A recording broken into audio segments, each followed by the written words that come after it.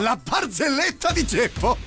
Ieri pomeriggio c'è una fila fuori al supermercato. A un certo punto ci sono due signore che non si incontrano da parecchio tempo, no? Ah. E una si gira, riconosce l'amica e nota che ha un bel pancione. Se la guarda e fa: wow, Carla, congratulazioni! Ma che cos'è? A quarantena!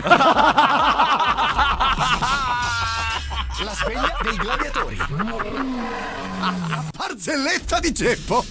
Vai. Siamo in periodo di quarantena. Sì, Ci stanno due innamorati che si scrivono via chat, no? sì. A un certo punto lei tutta romantica gli fa: ma se adesso vengo fino a casa tua e ti do un bacio, tu che fai?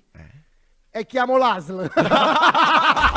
Non si può. La sveglia dei gladiatori. Dimensione Suono Roma. Il ritmo della capitale. La barzelletta di Geppo.